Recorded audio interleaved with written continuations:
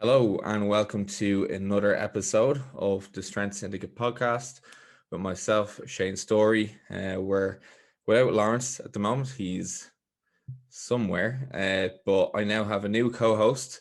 So I'm joined by Brian Miner today. So Brian Miner is the author or the kind of main writer and owner of MyoJournal. He is also a very competitive USAPL powerlifter and a professional natural bodybuilder. So we have him on the podcast today to kind of discuss about training throughout your training career and how or what you should be focusing on at different time points across your training career. So Brian, would you like to introduce yourself and tell the people at home a little bit about yourself? Appreciate the intro. If I can correct one thing, I would say I'm not a highly competitive USAPL powerlifter. I haven't done a meet since 2017, actually. So it's been some time, and I plan to compete in spring of next year. So, it's been nuts how much the sport has progressed just in the past 5 years. And, but it's always been a type of training that I've enjoyed, and the progression aspect of it. So so I coach, and I'm still training hard, just haven't been competing lately. So I've definitely have sort of seen some trends with lifters early in their careers, maybe emphasizing the wrong things or putting too much emphasis on some things and not enough on others. And I think the discussion kind of shifts from, should we be training to optimize like short-term outcomes, in early in a training career, or should we be, how can we best set ourselves up for, long-term, years down the road, being the best lifters we can be. And I think, it's very dependent on the individual and, where they're at competitively, but those two approaches can differ pretty substantially. So so I'm looking forward to talking about it. Sweet. So I suppose a lot of the listeners of this podcast are going to be people who are getting into strength sports, and there are a lot of younger lifters who listen to the podcast. So when typically the younger lifters come to you, whether they be juniors or even people that are just getting into strength sports initially, like what are the typical things that you may get them to focus on? Yeah, so again, it's very much based off the individual. How long they've been training. Somebody that's 19 could have been training since they were 13 years old and have quite a bit of muscle mass at that point. But I guess the general theme of kind of where I'm going with things is, ultimately muscle mass, like in trained populations, like advanced populations of powerlifters, muscle mass is going to be the biggest predictor of strength. It's not to say the most jacked person is always going to be the strongest, because that's certainly not the case, because there's a degree of specificity that needs to be directed within the training to express that potential. But I think right now, especially with like social media and seeing a lot of these strong lifters, most people are benching, nobody ever posts their accessory movements. It's always like squat, bench, or deadlift. And I think if you're getting into the sport and you're looking in, up to some of these lifters that, maybe a few years older than you, but having a lot of success, it's easy to want to gravitate to a very like highly specific approach. High intensity with, a lot of your volume coming from the competition lifts. And it's not to say that that won't be effective.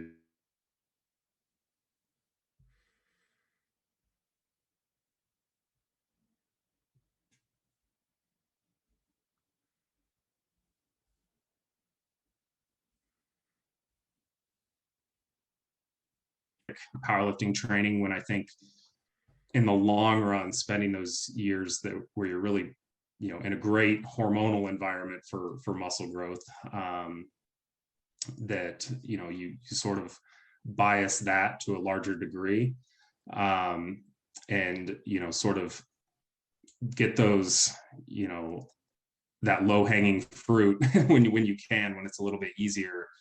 And then, it's not to say you can't get stronger in the process. You certainly will, but,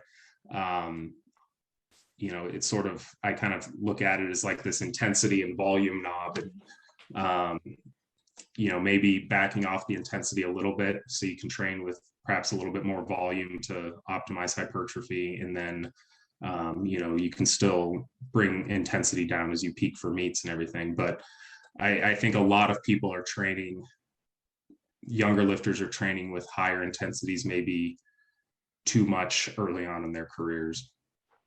Yeah, no, I definitely agree with that. And I suppose, as we were talking about before, we press record, like there is almost like a tendency at times for people to really want to get into that highly specific training, and it takes away from, like, training with higher volumes to kind of maybe reduce hypertrophy.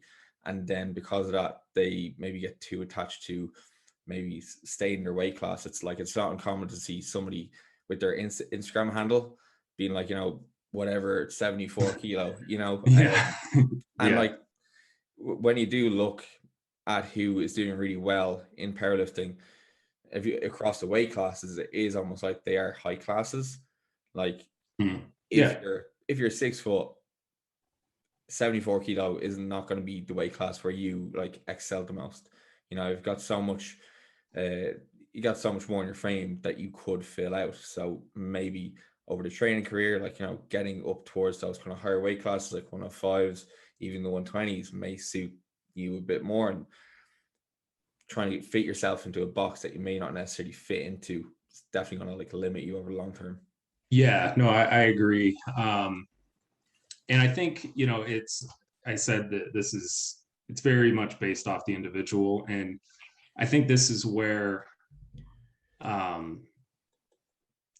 looking and sort of being honest with yourself on how competitive you are within a specific weight class early on is probably more important. I mean, not that competitiveness should be the only reason people compete. Obviously everyone wants to do well, but, if there's a junior lifter who's, scratching to stay at the top of a weight class, and, if they gain an extra kilo of muscle, it might make things very difficult. It's in those cases, if it's a matter of, competing at worlds and being at the top of a weight class and contending for a world title versus someone who's, just starting out, that, just likes having abs and, wants to stay within a class. And so it's different. I'm not saying that these, every junior lifter should really emphasize hypertrophy the majority of the time. I think there are exceptions to that. But I think it's less common.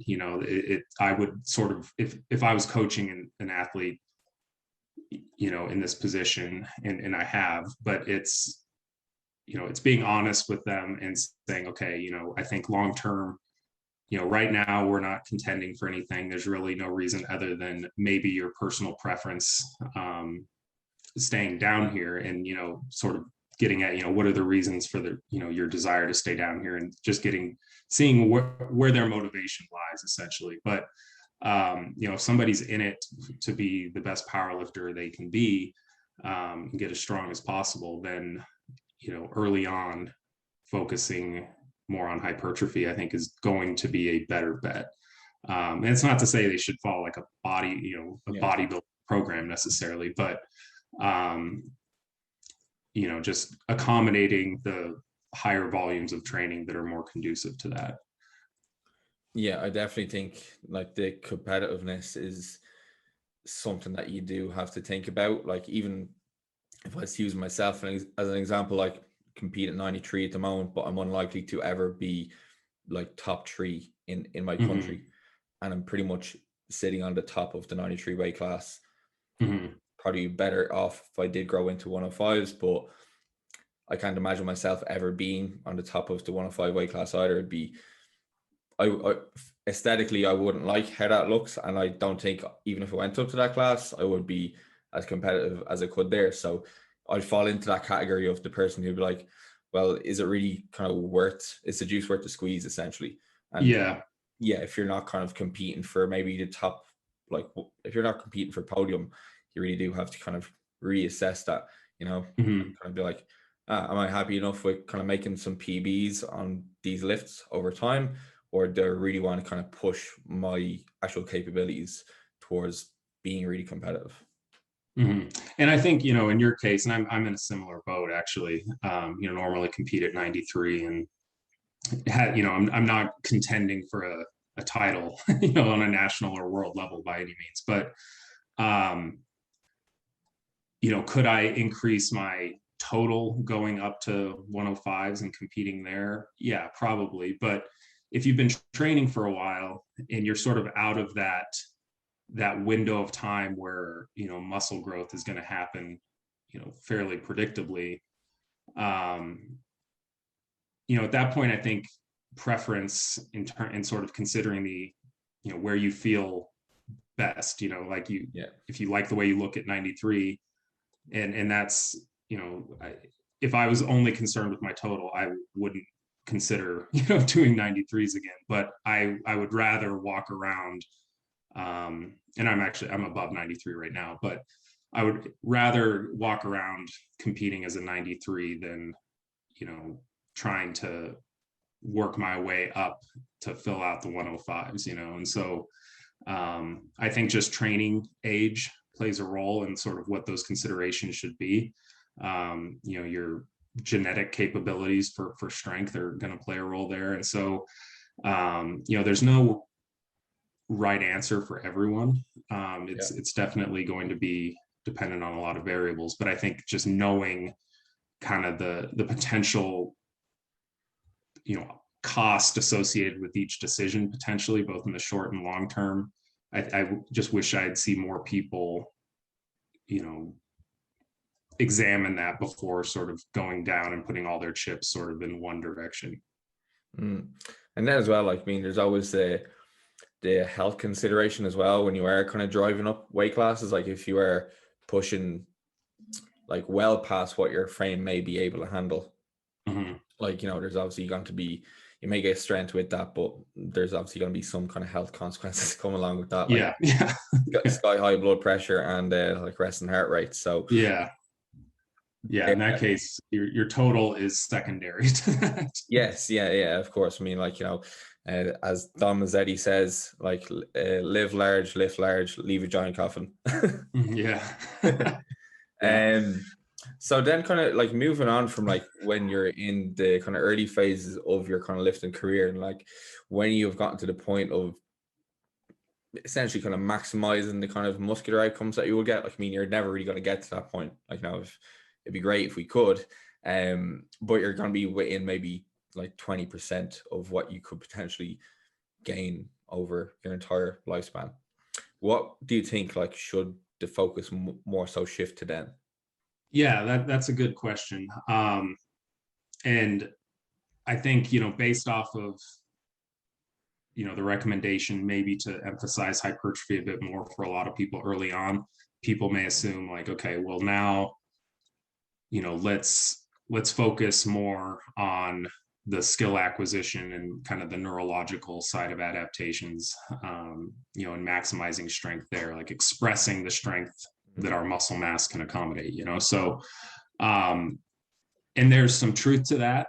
I mean, I think that if we're looking like in the short term, then yeah, you're going to get stronger with a more specific approach once you're a bit more trained and have more muscle mass. But I think across a career, there's still like people run hypertrophy blocks when they're more advanced. They'll still run them, and it's not necessarily because that's like where their highest return on investment is at that given point in time. But I think a lot of times and they may actually think that, and for some people perhaps it is, but I would ask, like, what's the alternative? Like, you've already been training a while, you have some aches and pains, like, are you just gonna, you can't just train at high intensities year round, you know? So I think those hypertrophy blocks in a sense serve a role, you know, both in maintaining and, you know, continuing to gain small amounts of muscle mass, but also just mitigating, you know, discomfort, joint discomfort. I mean, anybody who's been training a long period of time at high intensities, like you just get beat up a little bit more easily. So, so I think the role of it's more of, it serves an additional role as you progress and get older. And I think just avoiding like burnout, like just adding some variety to keep yourself in the gym on a consistent basis. I mean, that's another consideration. And, you know, for a lot of younger lifters, you know, hearing this, they may think like, okay, well, that's not going to be me. And, you know, it may not, but, you know, training, like you can't train highly specific all year round for your entire training career. Like it's just not going to work out. And so, yeah, I think still including some of those hypertrophy blocks, and you know, maybe you start including some more, you know, a little bit more high intensity work within those, like you keep enough in place so you're still, you know, taking steps forward on that front. But like I said, it's just sort of turning those knobs a little bit. It's like, okay, let's maybe have a bit more high intensity work in the volume phases, but outside of like the comp lifts, maybe some top sets each week, maybe you're doing more, you know, accessory volume than you normally would, and giving your body a break from, you know, those specific patterns. And so, but yeah, I think the kind of the ratios between like volume and intensity, like volume blocks and intensity blocks, may not change as much, but I think the kind of the purpose of those volume blocks starts to shift as you get deeper into a training career. Yeah, I suppose you touched on some good stuff there. And like one of the main things of keeping yourself training over the long term is keeping training interesting. Like, you know, there's only so much enjoyment you can get from doing like your competition lifts for like, never mind years, but like months. Decade. And as well, like one thing that really keeps training enjoyable is like, you know, the process of like chasing PBs as well. Like as you get more advanced, the PBs on your lifts are going to get far and few between. Like it might be every couple of months, or like, you know, even a few times a year.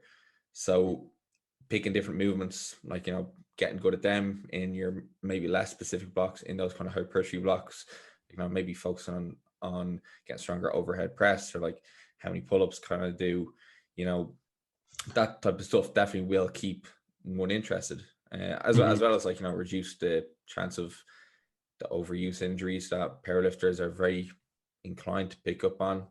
You know, getting the lower back niggle, the elbows, the shoulders, you know, strengthening other body parts, and kind of paying more attention to the whole body as opposed to just moving in like 3 different movement patterns is really important for keeping healthy.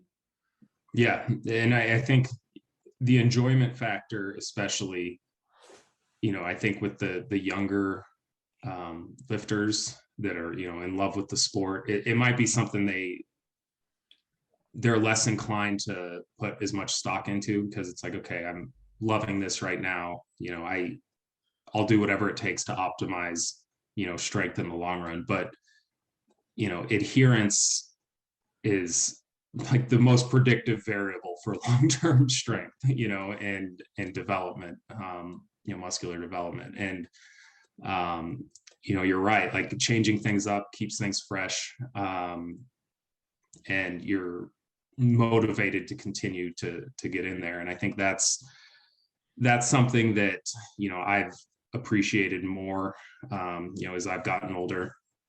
And I think we'll, you know, continue in that direction, is just making sure that I'm enjoying the training that I'm doing most of the time. I mean, there's going to be days that, you know, you don't want to do the big 3, but it's the right thing to do on that given, you know, day, you know, within your program. And so, so yeah, I think it's hard, like in this evidence-based community. I think a lot of people they sort of ignore the other two, portions of the evidence-based, like the three components of it. Like they have this hyper focus on, okay, what does science say is going to optimize things in, a given amount of time? But the coach's experience as a coach, I've worked with lifters with overuse injuries, and it's helped shape the way that I coach now. And so it's making compromises, like, okay, maybe this isn't going to bring up your squat like in 8 weeks as much as if we went hyper specific, but there's chances you may get banged up if we do that, and so it's not looking at things in a vacuum. This three-pronged approach, considering their preferences, the adherence side, longevity, what the coach has sort of seen across their career, and then meshing that with what literature is guiding us to do. And I mean, a lot of these studies, like when we look at research studies, I mean, they're very short term. Like when you consider something across an entire training career, like even a 16-week training study, which is fairly long for a study. I mean, that's still just less than a percentage of your entire training career, if you're in this for the long haul. So so I think that those parts of the kind of blended evidence-based approach, like evidence-based isn't strictly research. And so, and I think that's something that gets overlooked, the research coming out about, volume, that's been a big discussion over the past, 5-10 years, just appreciating the benefits of more volume. But then people sort of take that and then they go to the extreme and sort of ignore, they get burned out, they get beat up. And like, yeah, they may see some accelerated progress up to that point, but is that really what matters long term? And so then, that kind of goes back to the conversation of being honest with ourselves, and, or having a coach help me, make things a bit easier to see, where you stand at a given point in time in terms of competitiveness. Because I do think like there are times where, I have trained a junior lifter with a very highly specific approach that I wouldn't be training them that way unless they were, if they weren't at the level that they were competitively. And so, so yeah, ultimately it's just very, for the most part, I think most people kind of should emphasize development early on, and then maybe introduce a little bit more high intensity work, but still run volume blocks later in a training career. But there's going to be obvious exceptions to that based off of, that lifter's development and talent level. So, so yeah, kind of repeated myself a few times there, but hopefully that makes sense. It's okay.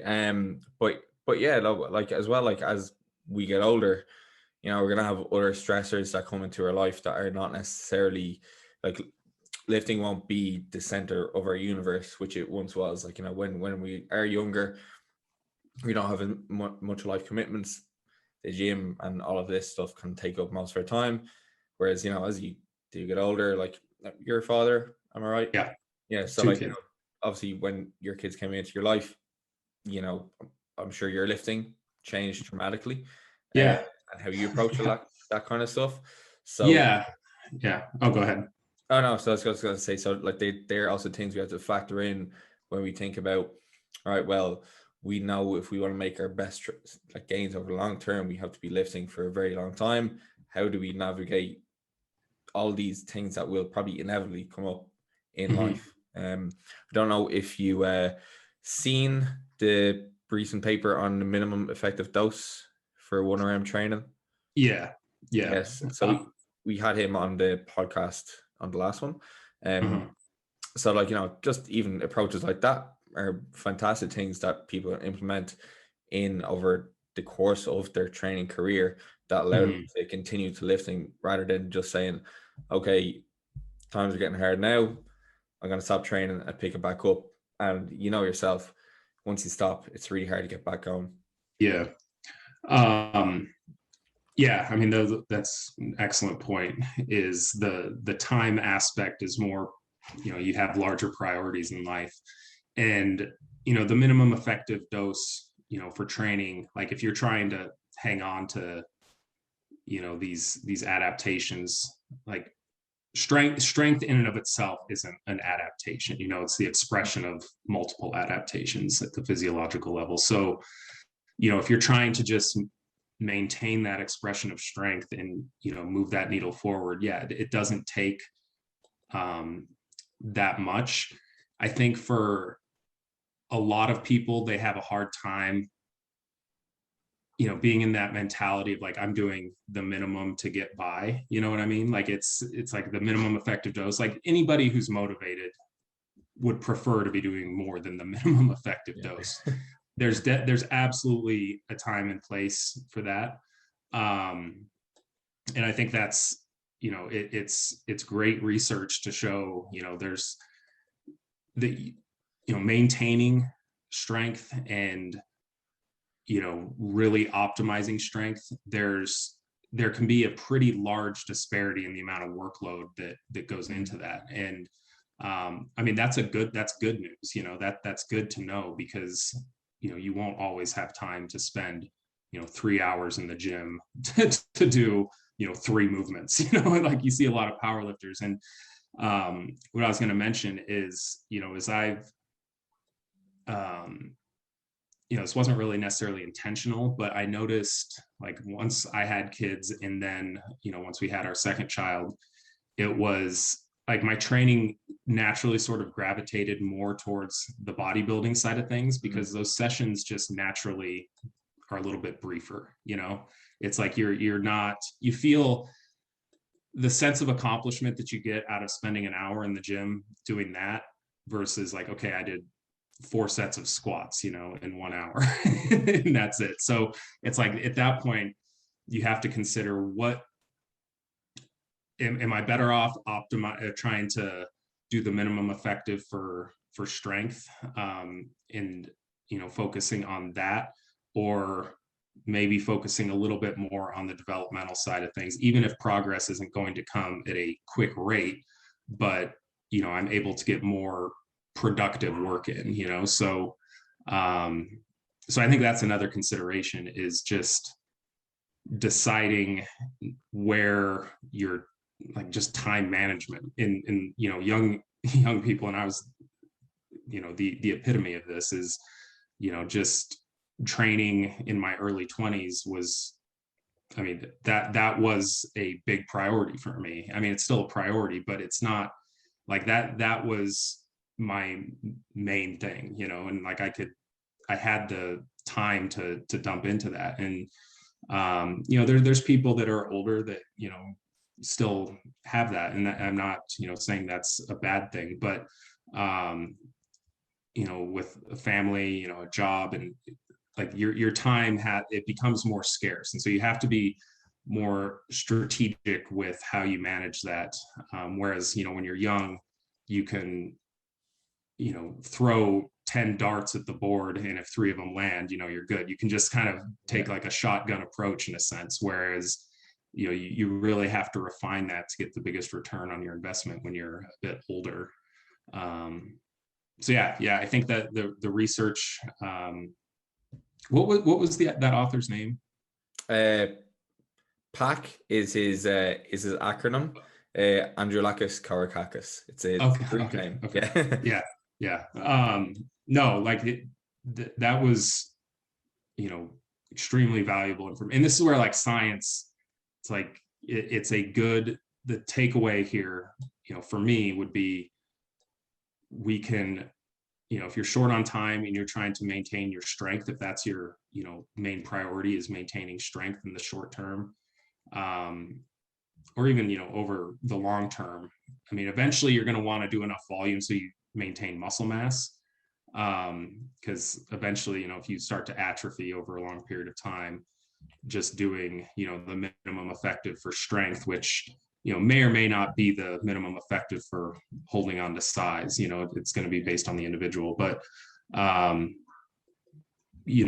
certainly, like, you could get in and get out and still have strength be maintaining strength be a big focus. And I think the other thing, just to relay some of my experience from being very busy with parenthood and everything, is when our first child was born, I remember, a newborn, it's like it's a gauntlet for like the first few weeks. It's like it's a shock. And so, like, I think I went out, and I had a gym at the time, like it was in my garage, and I remember training, like I was just so exhausted from lack of sleep. And for the most, I think I took about 3 weeks essentially completely off from the gym. I think I started a couple sessions out there, and I'm just like, I have nothing to give right now. Like, this is and I remember being like a little bit discouraged by it at the time. Like, this, like, I don't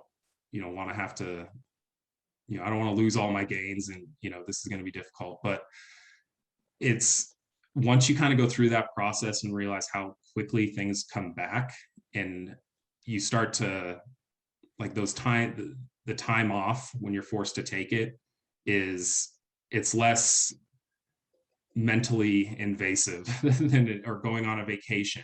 People that go on vacation, it's like, I can't, the gym at the hotel, they don't have a gym there, or at the resort, and they, like, you shouldn't let that bother you, or you don't need to, because unless you're in the process of trying to peak for a competition, if you're in the middle of your off season, it's like you're going to be totally fine. And there's certainly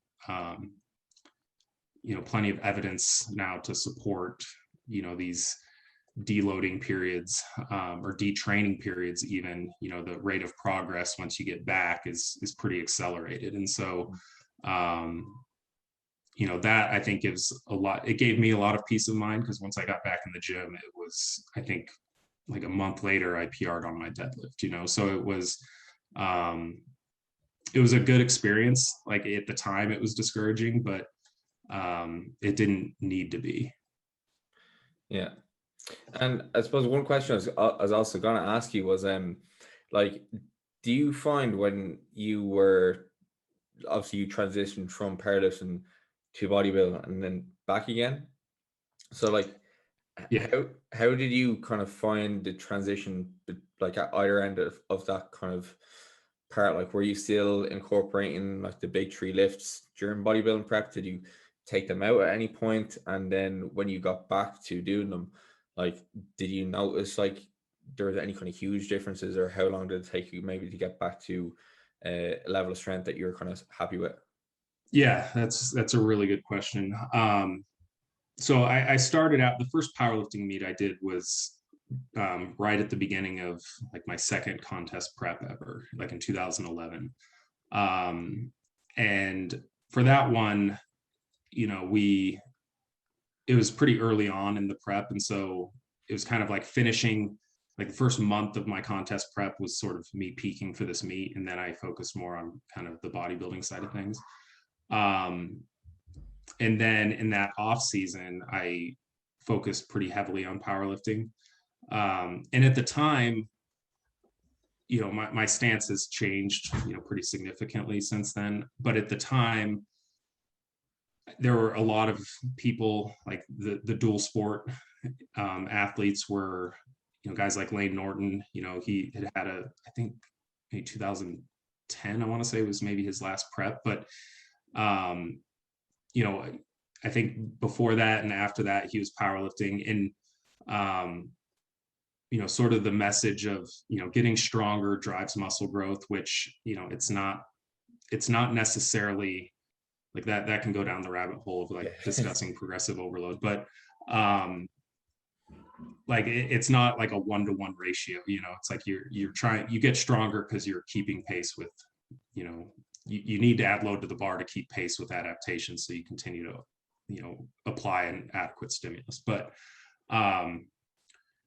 seeing that, like at the time, it was like, okay, if you want to get bigger, getting stronger. And there was sort of that, dogma around, the big three lifts, like, deadlifts will build your back and posterior chain, and, squats are the best movement for your legs. And so I think a lot of people, like, we've come a long way since then. And it's been, 10 years. Like, it's like the sort of the stance on that has changed. And there's certainly a lot of people that still kind of have those, they assume there's something inherently special about those lifts, because they train, like, yeah, you may have like a lot of stabilizing muscles, when you're doing these heavy compound lifts, but it's not efficiently training them for hypertrophy, and they can be used as hypertrophy movements. But for most, for people that are, unless someone's like built very well to squat, and they don't have like a lot of forward lean in their squat, like say they have a very like quad dominant squat, good ankle mobility, their limb lengths are accommodating for a pretty efficient like quad dominant squat, like that can be a good tool there. But for a lot of other people, a squat you're not going to get the biggest return on your investment for hypertrophy doing, and building your program around the big three. But with that said, it goes back to the enjoyment side of things. And for me, like, I've even now, like, that I recognize, like, okay, there's probably, if I'm trying to optimize hypertrophy, I'm looking at things in a vacuum, I would pick different movements. I may never, for me, like, there'd be no reason for me to low bar squat ever, and so, but I still have that interest in strength, and I still, have aspirations of competing. And I, most importantly, I enjoy those movements, and, it keeps me coming back. And so that's why they're in place. But I think there's misconceptions still, with some people that, like, these are the movements that are going to create the biggest, the largest amount of hypertrophy, and that's why you should do them. And that's not the case. Like, there's a lot of reasons why that, there's probably more reasons why you shouldn't do them than there is that you should, if your goal is hypertrophy. And a lot of that just comes down to individual mechanics. But so yeah, that's like, I've left them in, but the reason has been more out of enjoyment now than it is like, okay, I think this is optimal for both, and at the end of the day too, like, you'll still see lifters that are very very developed, like, like a Russ Orhey, he's uses, his he does a lot of squatting, it's like I think that's like the main, squat centric movement that he's doing probably year round. And, I guess I don't know that for a fact, but it seems like what he's posting is always, the big three. And I'm sure he's doing other stuff, but, he's getting a lot out of that movement from a developmental standpoint too. And not everybody's going to be like that, and it's also not to say that you won't grow muscle doing that either. I think people think, okay, if it's not optimal, then it's useless. And that's sort of something that I'm seeing now. In like the past couple of years, there seems to be an increased appreciation for the importance of exercise selection, especially with hypertrophy. I was just talking to Alberto Nunez and Cassim Hansen about this last week. And there's sort of, and this kind of goes back to the discussion on volume, like sets per muscle group, and sort of the way that people are conceptualizing volume there, which is, there's nothing, I guess, wrong with that. But I think sometimes people as coaches, and, I've done this in the past too, I've probably given too much like autonomy to the athlete in picking their own exercises. And sometimes, they pick exercises that probably aren't well suited for them, like a row of choice, for a bodybuilder, it's like, okay, that's probably not the optimal way to do things. They may pick, what's optimal and execute it optimally for, that given goal. But there's a greater appreciation now for exercise selection and, getting the most out of the work we're putting in. But I think within that discussion, sometimes people view it as, okay, if this isn't optimal, or if you're not executing it in a way that's, specifically biasing this region, then it's not worth doing. And that's not the case either. Like, you're still going to get, look at anybody, and, any natural individual who's been training for a decade, like, even if they're, they have if they have some semblance of control and technique, they're going to have some muscle mass, and it's like they may not be doing things 100% optimally from a biomechanical perspective. And I'm not saying like this is it's an excuse to just be sloppy with technique, because I think there's certainly, that there's a number of reasons why you would want to, optimize, your execution. But I think some movements now are sort of getting discarded because they may not be 100% optimal for the, from a biomechanical perspective. But they're also on that line where it's not really detrimental in terms of longevity for the person, and they may enjoy it. And so I think that the enjoyment side, it doesn't get enough love in the discussion, in my opinion. If somebody, if somebody has that mindset, like, okay, I need to squat to get big legs, and they sort of have that, old school hardcore mentality with, I need to get under the bar and do bent over rows and deadlifts and squat, and they're excited to do it. And then you tell them like, no, you should do like RDLs, or, find a hack squat. Like, equipment availability could be an issue too for these people. So, so I think sometimes people, what I've noticed, sort of get paralyzed with, trying to optimize something to the point where there's not a lot of quality work that's getting done for a sustained amount of time, because they're second guessing what they're doing. And it's a balance. Like, there's both sides of that coin are important. Being able to, enjoy the training, but also, knowing that what you're doing is, it's steering you down the right path, and not being reckless. Obviously that's important. So yeah, I definitely think the exercise selection, like, focus of late is definitely something that I've kind of changed my mind on a fair bit as well, because I suppose, like, even with like Eric's pyramid, and like exercise selection would be up towards the relatively close to the top there. So like with that, you could like disregard it in a sense, or like, if you're looking at a program, like, say for a powerlifter, and you brought up like rows there, and say like, okay, so you have barbell rows in here, whatever, 2 or 3 days per week, but you're also deadlifting X amount of times per week, and you're also doing your low bar squats X amount of time per week.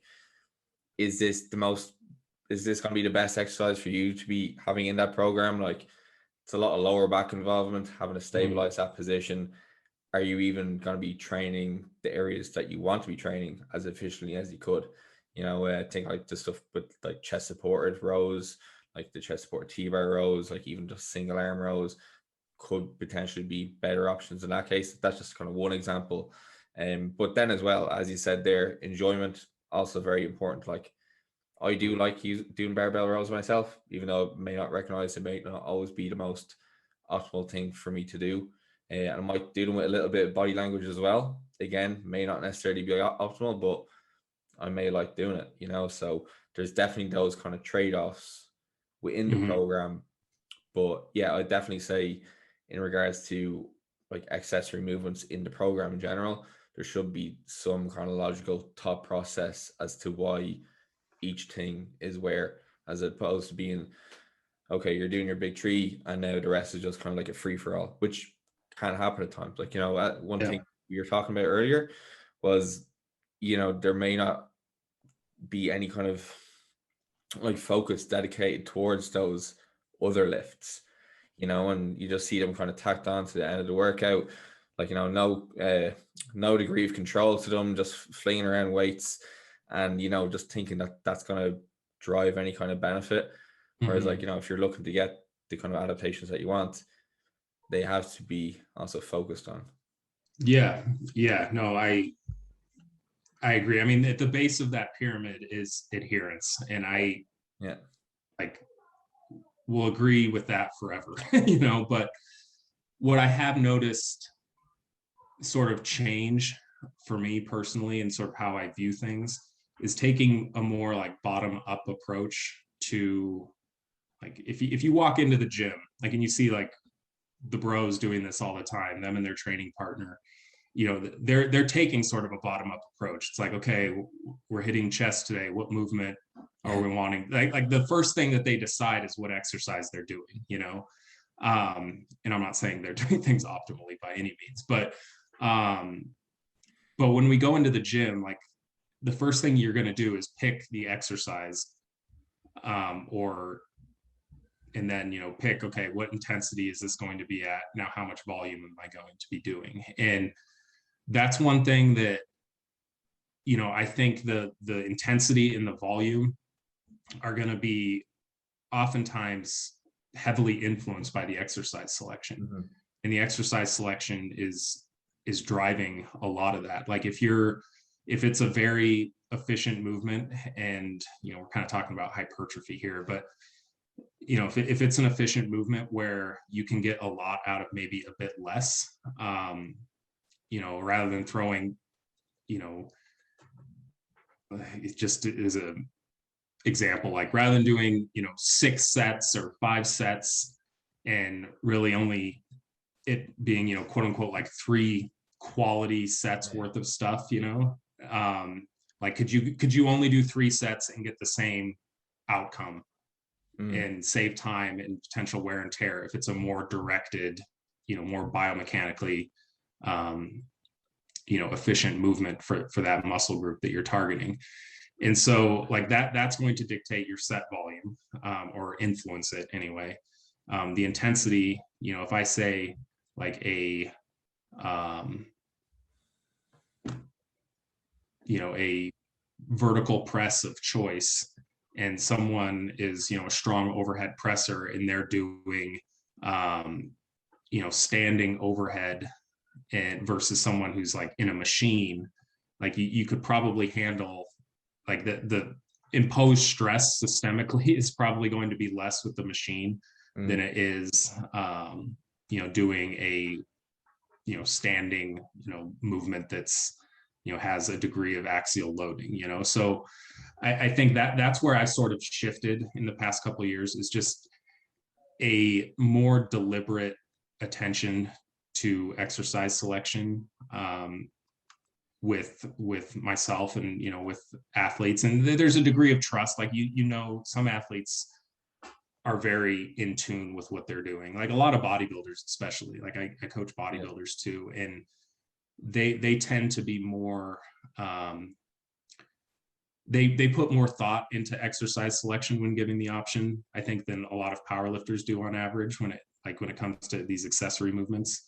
Whereas powerlifters, it's like they do their big 3, and then, like, if they do their accessories at all, it's like this uninspired, like, whatever machine's available, you know, type of thing. And so,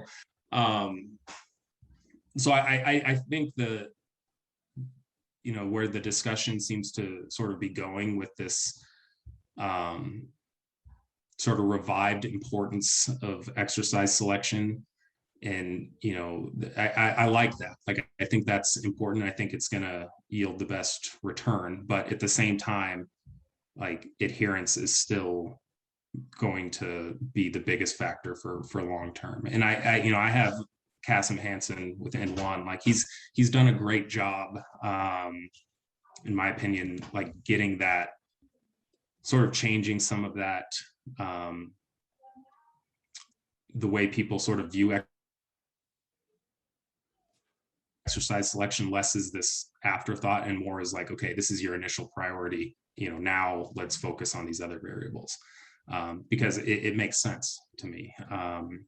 But you can give people autonomy, and as long as, they're still doing, adequate enough technique, they're still, over a long period of time, if they're enjoying it, they're going to make progress. But yeah, I think a lot of powerlifters could especially be a little bit more deliberate in putting the same attention to detail into their accessories, which is, most powerlifters don't. Like, I'll say that. It seems, especially like the younger lifters that are in these more highly specific, or may think like, okay, this is what's getting me stronger in the short term. Like, let's put all of our eggs in this basket. I wish more powerlifters would post their accessory lifts, I think is the sort of the takeaway there. And start to spread the, make accessories cool again. Yeah, I was actually gonna take a video of my calf raises today, but I don't know how much traction that would get. Well, that's probably, isolation movement is I mean, it's almost solely in place for development, right? But in calves, I mean, I guess there is some degree of, calf strength in the bottom of a squat, but it's, that won't be a limiting factor for most people. The only thing that big calves limit is getting your knee sleeves on. Right, that's right. You don't want to train to the point where you have to go up a knee sleeve. Size and then compromise the compression as possible. Brilliant.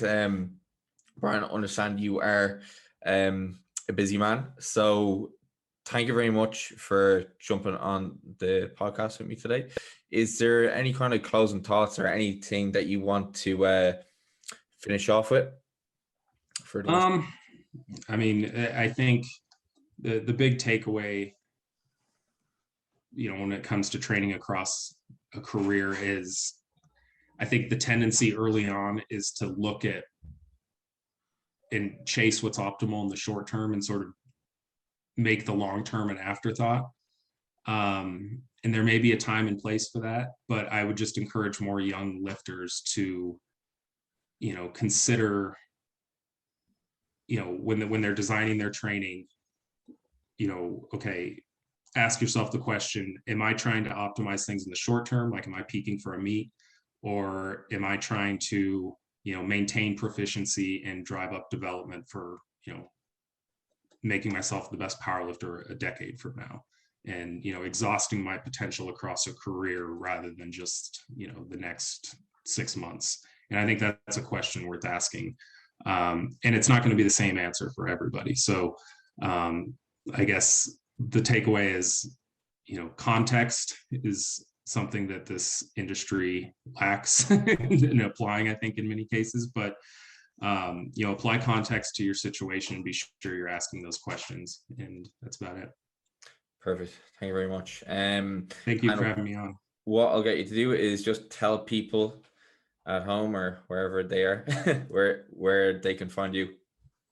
I'm on Instagram at bdminer, and then website MyoJournal.com. And you can reach me through either of those. Perfect. I'll link your details in the description. So thank you very much, Brian. Thank you. May have you on again in the very, very future. So you get some more guests on as well. Thank you very much. And hope you enjoyed the podcast. You listen at home. If you did enjoy it, make sure to like it, share it, subscribe, tell a friend about it. And I'll catch you in the next one.